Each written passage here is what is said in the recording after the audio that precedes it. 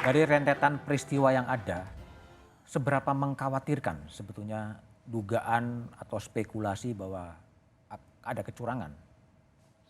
Ya, sekarang ini keresahan, kegalauan, bahkan kekhawatiran, bahkan lebih jauh lagi ketakutan itu sudah disuarakan banyak kalangan.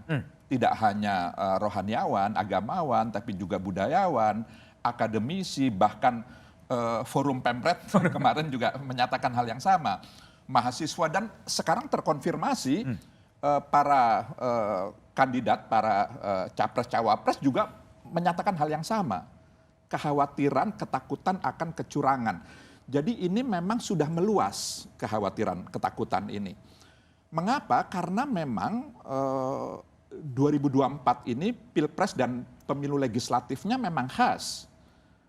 Karena memang khususnya yang terkait dengan pilpres itu Bapak Presiden sebagai kepala pemerintahan yang juga sekaligus kepala negara yang membawahi semua lembaga negara itu terlibat dalam kandidasi ini. Begitu. Dengan putranya? Putranya tentu. Jadi ini yang lalu kemudian publik merasa netralitas itu menjadi sesuatu yang didambakan oleh semua kalangan karena ini untuk mengawal proses demokratisasi kita yang sejak reformasi kemarin 25 tahun yang lalu ini terus kita upayakan untuk kita jaga, kita pelihara, kita rawat bersama.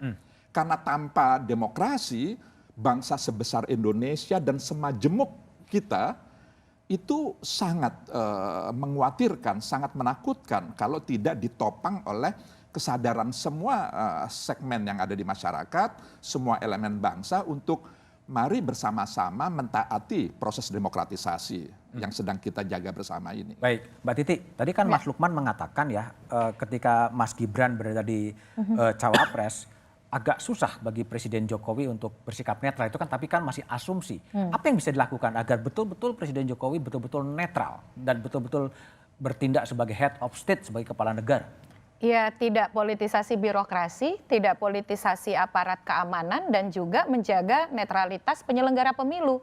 Karena pilar yang paling penting itu kan organ-organ dalam proses pemilu, penyelenggara pemilunya harus netral, birokrasinya profesional dan tidak berpihak, aparat keamanannya juga tidak cawe-cawe politik, termasuk juga pejabat negara. Karena di dalam undang-undang pemilu kita sangat ditegaskan, pejabat negara itu tidak boleh membuat kebijakan yang menguntungkan atau merugikan. Itu dasein ya? Ya. Dalam praksis, mungkin nggak? Ya tidak mungkin, misalnya Tidak saja mungkin. 2019 kita ambil contoh, ada 3.924 laporan pelanggaran pemilu yang masuk, itu 2019 ya. Dan apalagi sekarang nih, kita mungkin bisa agak mundur ke belakang sedikit Mas Budiman. Di awal kita memulai tahapan pemilu, isu apa sih yang muncul? Dugaan manipulasi kecurangan verifikasi partai kan? Dan itu kita bahas, bahkan di forum ini kita bahas. Ketua KPU sudah disanksi oleh DKPP.